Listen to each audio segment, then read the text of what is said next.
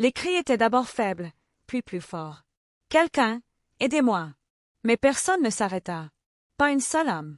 En plein après-midi brûlant à Abuja, la circulation passait à toute vitesse, sans pitié. Les conducteurs klaxonnaient avec frustration. Des passants observaient brièvement de loin, secouaient la tête, puis s'éloignaient. Allongé sur le bord poussiéreux de l'autoroute, un vieil homme, probablement dans la soixantaine, vêtu d'un boubou blanc CFAN, désormais taché de sang et de boue. À ses côtés, sa canne, brisée. Quelques minutes plus tôt, un taxi imprudent l'avait violemment percuté avant de fuir. L'homme s'était roulé sur le bas-côté, gémissant de douleur. Une foule s'était formée, mais personne ne bougeait. À quelques mètres de là, une jeune fille en veste rouge et jean noir freina brusquement sa moto de livraison. L'heure clignotait sur son téléphone, 12h43. Il ne lui restait que 17 minutes pour livrer un colis urgent, fragile et prépayé. Sinon, elle risquait de perdre son emploi. Ses mains tremblaient sur le guidon. Elle regarda à nouveau le vieil homme. Autour, des murmures s'élevaient. « Ne le touche pas. S'il meurt, la police t'accusera. Tu as entendu l'histoire du garçon arrêté la semaine dernière? Il a aidé un accidenté. Il est en prison maintenant. Pas question que je me mêle à ça. Moi, je ne veux pas aller en tôle. » Adana les entendait tous. Chaque mot. Puis, au fond de son cœur, une autre voix, douce, lui revint. Celle de sa mère. Même si le monde te tourne le dos, ne tourne jamais le dos à ceux que tu peux aider. Aide, Adana. Aide toujours. Les larmes montèrent à ses yeux. Ses doigts tremblaient. Elle savait que c'était ce genre de moment dont sa mère avait parlé. Celui où la gentillesse a un prix. Un prix élevé. Elle n'avait que quelques secondes pour choisir. Sauver son emploi, ou sauver cet homme mourant. Elle sauta de sa moto. « Aidez-moi, je vous en prie. » cria-t-elle. « Emmenons-le à l'hôpital. » Personne ne bougea. Pas un seul. Alors Adana courut vers l'homme. « Monsieur, restez avec moi, » murmura-t-elle en s'agenouillant doucement à ses côtés. Elle tenta d'arrêter plusieurs taxis. Aucun ne s'arrêta. Elle regarda encore une fois sa boîte de livraison. Puis elle prit sa décision. Elle ôta son casque, le posa à côté de la boîte, et souleva le vieil homme. Il était lourd. Ses bras tremblaient, mais elle réussit à le hisser sur sa moto. Elle grimpa à son tour, le stabilisa, et fonça dans le trafic. Vers le chaos, vers l'inconnu, sans jamais regarder en arrière. 12 heures plus tôt. Il était 5 heures du matin dans une petite chambre au bout d'un quartier pauvre d'Abuja. Adana, à peine 18 ans, était déjà debout. Elle avait préparé le petit déjeuner, repassé les uniformes scolaires et tressé les cheveux de sa sœur, debout. « Grande sœur maman, tu devrais dormir un peu plus, » marmonna Mara en bâillant. « Je dormirai quand vous serez devenu docteur, » répondit Adana en souriant. Leur vie avait basculé 1 an plus tôt. Une nuit d'horreur, des cambrioleurs avaient fait irruption chez eux. Ils avaient tout pris, voiture, téléphone, bijoux, puis avaient tué leurs parents avant de s'enfuir. Aucune arrestation. Aucune explication. Juste le silence. Adana était devenue mère du jour au lendemain. Aucun oncle n'avait aidé. Aucune tante ne s'était manifestée. Elle avait vendu ce qui lui restait, survécu comme elle pouvait. L'école, abandonnée. Ses rêves, mis en pause. Elle avait pris le seul emploi qu'une fille sans diplôme pouvait décrocher, coursière à moto. Dans un monde dominé par des hommes, Adana s'était battue. Elle avait appris à conduire vite, affronter les clients, supporter la météo, protéger ses maigres biens. Sa veste rouge était devenue son armure. Chaque matin, elle déposait les jumelles à l'école, puis s'élançait dans la ville. Son manager, Calais, était connu pour être strict et sans cœur. 25 minutes max par livraison. Un seul retard, et tu dégages. Et aujourd'hui, le colis était prépayé, fragile et urgent. Aucun droit à l'erreur. Retour au présent.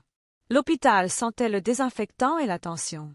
Adana entra en trombe, portant l'homme sur son dos. Un accident. Un taxi l'a percuté. Il ne répond pas. Une infirmière accourut. Un fauteuil roulant arriva. Les médecins entourèrent le vieil homme et l'amenèrent aux urgences. « C'est votre parent ?» demanda une infirmière. « Non, je l'ai trouvé sur la route. »« A-t-il un téléphone ?» Elle fouilla ses poches, sortit un portable abîmé. Un contact était enregistré sous « Mon fils ». Elle appela. « Oui, papa ?» répondit une voix masculine. « Ce n'est pas votre père. » Il a eu un accident. Il est à l'hôpital Zénith, zone 6. Quoi? J'arrive tout de suite. 30 minutes plus tard, un SUV noir de luxe se gara en trombe devant l'hôpital. Un homme élancé, la trentaine, en agbada blanc et montre de luxe, courut à l'intérieur. Où est-il? Mon père? Adana s'avança timidement. C'est vous son fils? Oui. C'est vous qui m'avez appelé? Oui. Je l'ai amené ici. Il la regarda, stupéfait. Vous l'avez amené sur cette moto? Adana hocha la tête. Il se précipita vers les urgences. Faites tout ce que vous pouvez. Je paierai ce qu'il faut. Sauvez-le. Adana retourna sur le lieu de l'accident. Sa boîte de livraison disparut. Volée. Les larmes aux yeux, elle retourna à l'hôpital. Son téléphone vibra. Allô? Comment ça, la boîte est partie? Rugit son manager. T'es viré. Puis il raccrocha. Adana resta figée devant le trottoir vide. Tout avait disparu. Elle retourna à l'intérieur, les pas lourds. Dans la salle d'attente, le fils Andrew faisait les 100 pas. Lorsqu'il la vit, il s'approcha. Adana, c'est bien ça? Elle acquiesça. Viens. Ils s'éloignèrent près d'un distributeur. Il la fixa longuement. Mon père est stable. Mais les médecins ont dit que s'il était arrivé quelques minutes plus tard, il serait mort. Je suis contente qu'il soit en vie, murmura Adana. Tu as perdu ta livraison, n'est-ce pas? Ton emploi aussi? Elle hocha la tête, la voix tremblante. Il m'a viré à l'instant. Tu travailles pour Swift Sound Dispatch, non? Oui. Comment vous savez? Andrew eut un léger sourire. Parce que c'est moi le propriétaire.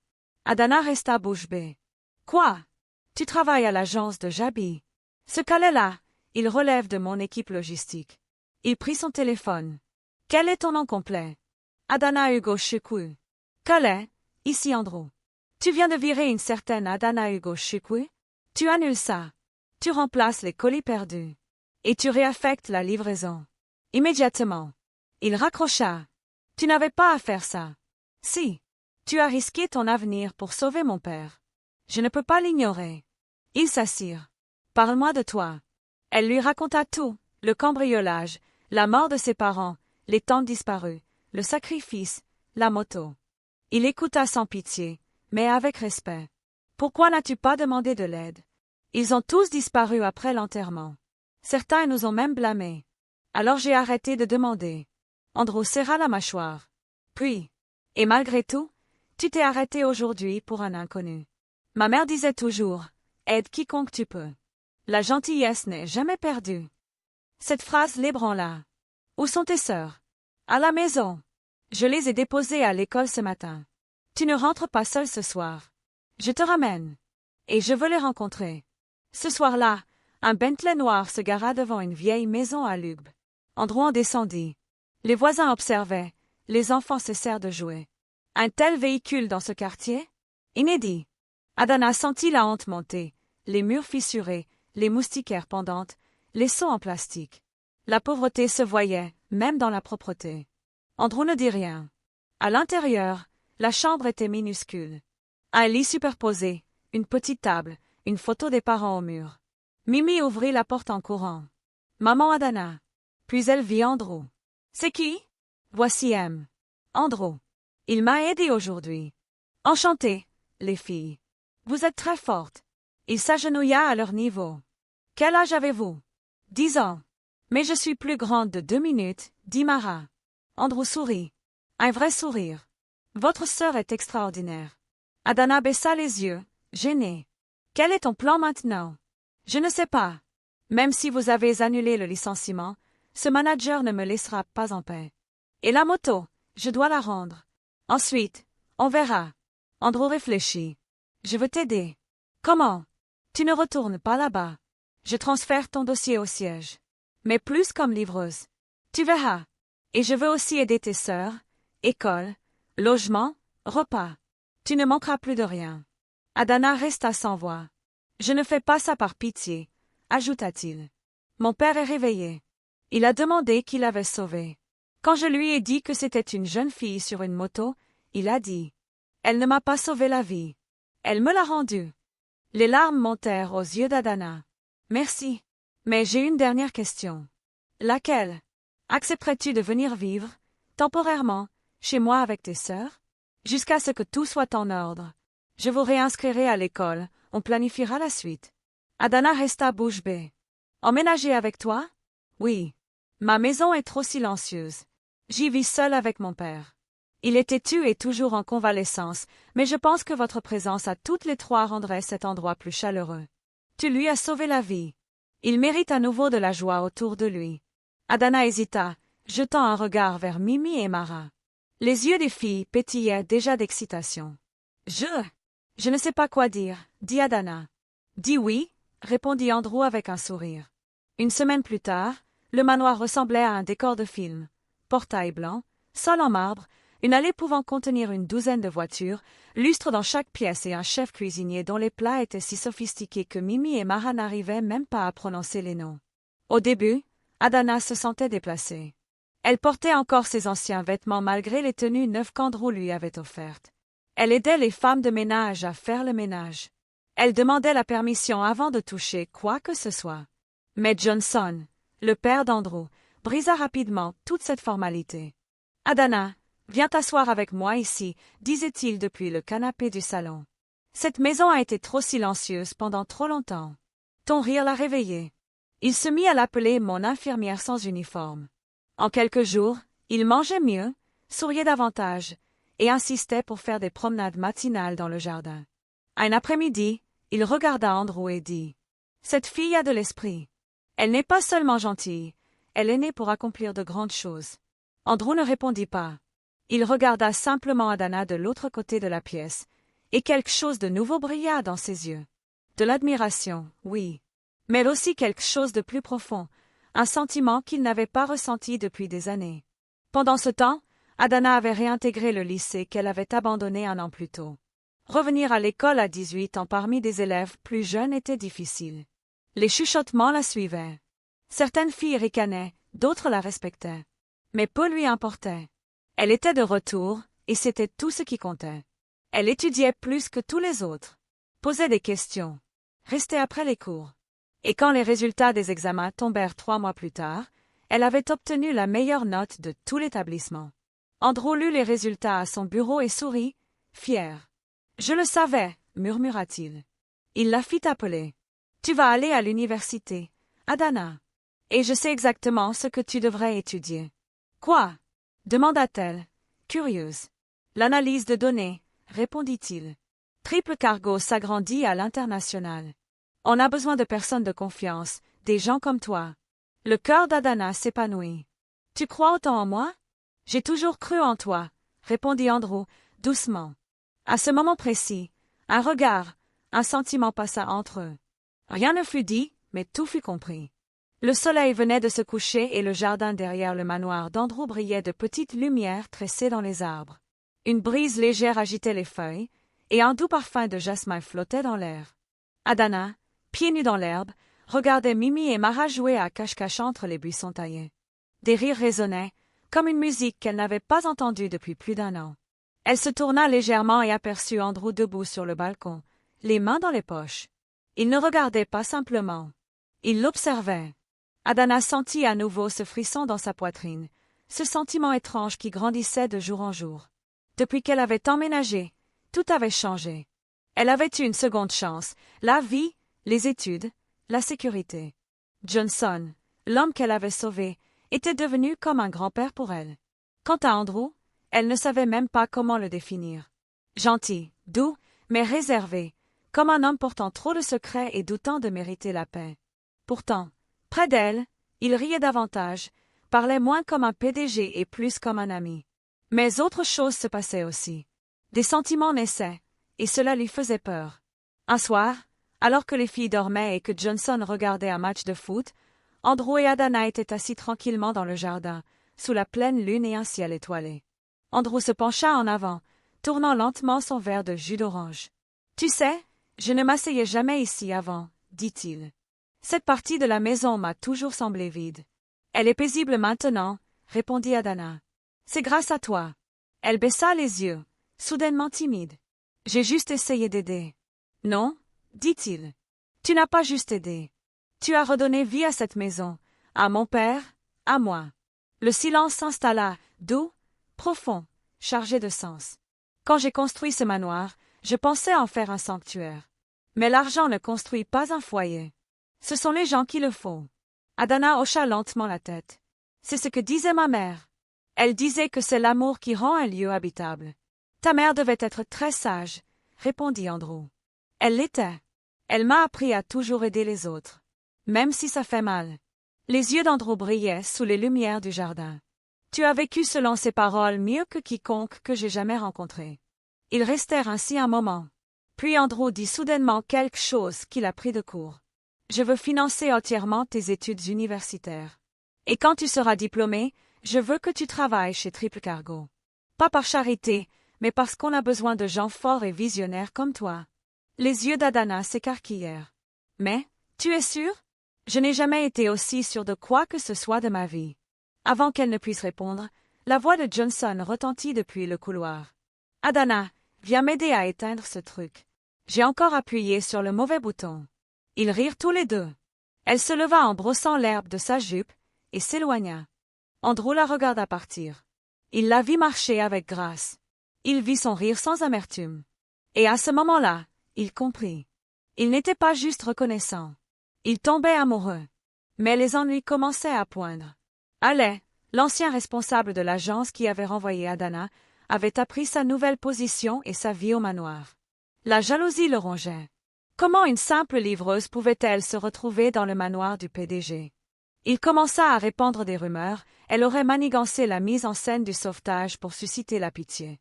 Un jour, un message anonyme arriva à la réception de Triple Cargo. Votre petite protégée n'est pas ce qu'elle semble. Elle vous utilise. Pourquoi était-elle là-bas? Informez-vous. Il y a plus que ce que vous savez. L'intention était claire, semer le doute. Andrew lut la note en silence, la mâchoire crispée. Il ne voulait pas y croire, mais il avait été trahi avant. Sans agir immédiatement, il lança discrètement une enquête de fond sur l'incident, recherche d'images de vidéosurveillance, témoignages, tout élément pour confirmer ou infirmer l'histoire. Il garda le secret, ne dit rien à Adana. Un matin pluvieux. Adana rentrait trempée de sa séance de tutorat lorsqu'elle surprit Andrew au téléphone. Je m'en fiche du coup. Vérifiez s'il y a des liens. Je veux toute la clarté. Si elle ment, je dois le savoir. Son cœur se serra. Parle-t-il de moi? Elle fit demi-tour, haletante, partagée entre douleur et incompréhension. Le soir même, alors que toute la famille dînait, la femme de ménage entra. Sœur, une dame à la grille. Elle dit connaître mademoiselle Adana.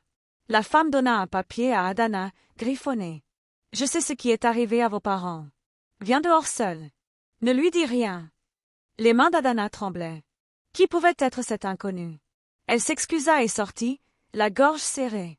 Sous le lampadaire vacillant, une femme à l'air fatiguée, au foulard rongé par le temps, attendait. « Qui êtes-vous » demanda Adana, la voix chuchotante. « Je connais vos parents » répondit-elle, pressée. « Je m'appelle Madame Stella. J'habitais à 2 maisons de la vôtre dans la résidence. J'ai vécu rongée par la culpabilité pendant 2 ans, mais quand j'ai vu votre visage dans les infos, j'ai su qu'il fallait vous trouver. » Adana sentit son monde vaciller. « Pourquoi maintenant? Pourquoi ne pas être venu plus tôt? » J'avais peur, avoua Stella. Mais j'ai vu ce que vous avez fait pour cet homme. Vous ne saviez même pas qu'il était riche, et vous avez tout risqué. Alors je me suis dit que vous méritez la vérité. Dites-la moi. Un secret dévoilé. Madame Stella s'avança. Le cambriolage qui a tué vos parents n'était pas un hasard. Il était préparé. Le cœur d'Adana s'effondra. Quoi? Votre père a refusé de vendre les terres de son entreprise à un homme d'affaires puissant. Cet homme l'a menacé. 2 semaines plus tard, le cambriolage. Mais j'ai vu, ce soir-là, de ma fenêtre, une voiture noire immobile avec un chauffeur au téléphone. C'était orchestré. Stella sortit une feuille froissée, un numéro de plaque d'immatriculation. Je l'ai noté. Je l'ai gardé dans l'espoir d'un jour vous aider. Le lendemain matin, Adana entra dans le bureau d'Andrew et posa le papier sur son bureau. « J'ai besoin de ton aide. »« Qu'est-ce que c'est » demanda-t-il. « Une plaque d'immatriculation. Je veux savoir à qui appartient la voiture. Elle pourrait être liée à la mort de mes parents. »« Où as-tu eu ça ?»« J'ai rencontré quelqu'un hier soir. Une témoin. » Andrew la regarda. « Tu aurais dû me le dire plus tôt. » Je ne savais pas si je pouvais, avoua-t-elle. Et puis, j'ai entendu ton appel. Tu enquêtais sur moi. J'ai cru que tu ne me faisais pas confiance. Il s'avança en posant la main sur son épaule. Adana, écoute, je n'ai jamais douté de ton cœur. Mais j'ai été blessée. J'avais besoin de protéger mon père, l'entreprise, et toi. Si j'avais découvert quelque chose, je t'en aurais parlé. D'accord. Mais maintenant, je suis prête. Je ferai en sorte de trouver à qui appartient cette voiture. 48 heures plus tard. Le détective personnel d'Andrew revient avec des informations. La voiture appartient à une société écran, sous le nom de Dr. Kelvin Odogwu, un homme puissant avec des liens politiques, un homme dangereux. Ce nom résonna pour Adana. Son père avait autrefois collaboré avec lui, refusant de couvrir un deal foncier douteux. Tout s'emboîtait. Elle ressentit la rage, la peine, mais aussi un apaisement. Ce ne sont pas des cauchemars. C'était une véritable injustice. Et avec l'aide d'Andrew, elle était prête à obtenir justice, de manière légale et mesurée. Mais désormais, elle n'était plus seule. 5 mois plus tard, après des allers-retours devant une haute cour fédérale, des politiciens puissants ont tenté de protéger Kelvin, la décision tombe. Dr. Kelvin Odogwu est reconnu coupable du meurtre des parents d'Adana. Les preuves sont accablantes, sa voiture au moment du crime, les appels passés au chef de gang ayant orchestré l'exécution. Il est condamné à la peine capitale. 2 semaines après, le jugement est exécuté. Adana et ses sœurs retrouvent la paix. Le chef de gang, quant à lui, avait trouvé la mort l'année suivante, lors d'un braquage au cours duquel la police l'a abattu. Adana entame sa première année d'université en analyse de données, comme convenu. Mimi et Mara poursuivent des études en internat prestigieux, bénéficiant de bourses totales prises en charge par Andrew. Johnson, guéri et plein d'énergie, fait le tour du manoir à pied, plaisante, apprend le jeu d'échecs avec Mimi. Une nouvelle étape, la demande en mariage. Un soir, alors qu'Adana étudie dans la bibliothèque, Andrew entre sans bruit, se tient derrière elle un moment, avant de s'éclaircir doucement la gorge. Adana. Elle se retourne. Oui. Il s'agenouille à côté de sa chaise. Depuis que j'ai su que tu avais porté mon père sur cette moto, j'ai su que tu étais différente. Mais en te voyant redonner vie à cette maison, à ma famille, à moi-même, j'ai compris quelque chose. Il sort une petite boîte, ouvre un écrin. Une bague diamant scintille sous la lumière du lustre. Je t'aime, Adana. Je veux passer le reste de ma vie avec toi. Les yeux d'Adana se remplissent de larmes. Elle n'hésite pas. Elle sait. Oui. Elle le prend dans ses bras. Oui, Andrew. Oui. Le mariage. C'est un jour de rêve, célébré dans un jardin grandiose, entouré de roses blanches et de voiles. Officiels, célébrités, dirigeants d'entreprise, et même des coursiers étaient présents. Mimi et Mara marchent en robe dorée, jetant des pétales. Johnson, fier, guide sa fille Adana jusqu'à l'hôtel. Vos parents seraient fiers. Mais aujourd'hui, je suis fier de moi, lorsqu'on me donne ma fille. Andrew, au bout de l'allée, ne peut retenir son sourire. Adana est magnifique, en robe de dentelle simple, le voile traditionnel et le GE. Elle est reine, mais surtout, entière. Certains murmurent leurs vœux. Ils s'embrassent. Ils deviennent un. 2 ans plus tard. Ils ont un bébé, une fille. Andrew est à ses côtés durant toute la grossesse, rendant ce moment encore plus précieux. 1 an après, dans une conférence sur l'émancipation des jeunes à Lagos, Adana monte sur scène. L'écran derrière affiche. Un acte de gentillesse peut tout changer. Elle ajuste le micro. Je m'appelle Adana Ugo Chukwu Okafur. Il y a quelques années, j'étais coursière à moto dans les rues d'Abuja, orpheline, en galère, oubliée. Un matin, j'ai vu un homme sur le bord de la route. Tout le monde a passé. Moi, je me suis arrêtée. J'ai laissé tomber une livraison, sans savoir que j'allais sauver le père d'un milliardaire. Aujourd'hui, je suis mariée à ce milliardaire, maman, diplômée et manager dans l'une des plus grandes compagnies logistiques du Nigeria. Tout cela grâce à la gentillesse. Ne cessez jamais d'aider quelqu'un, même si vous avez peur. Même si vous ne recevrez jamais rien en retour. La gentillesse trouve toujours un chemin pour récompenser ceux qui l'offrent sincèrement. Moi, je suis la preuve vivante de ça. Mon histoire est la vôtre aussi. La salle se lève, applaudissant debout. Mimi et Mara, maintenant étudiantes en médecine, sont au premier rang, les yeux pleins de fierté et d'émotion. Dans les bras d'Andrew est bercée leur petite Enosi, prénommée ainsi en hommage à leur mère, celle qui a enseigné à Adana tout ce qu'il fallait savoir sur l'amour. N'oublie pas de t'abonner sur la chaîne.